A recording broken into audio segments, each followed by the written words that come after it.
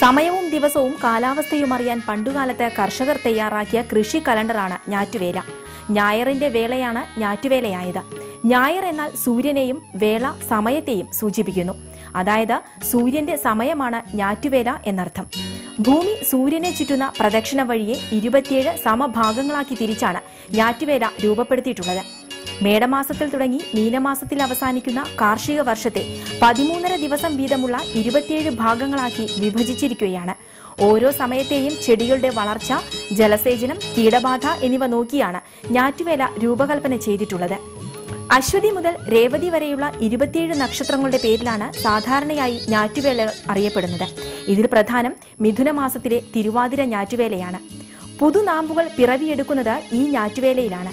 13.5 ദിവസം നീണ്ടു നിൽക്കുന്ന ഈ തിരുവാതിര ഞാറ്റുവേലയിൽ മഴ, മഞ്ഞ്, വെയിൽ എന്നീ പ്രതിഭാസങ്ങൾ ഒരുപോലെ ഉണ്ടാകുമെന്നതാണ് പ്രത്യേകത.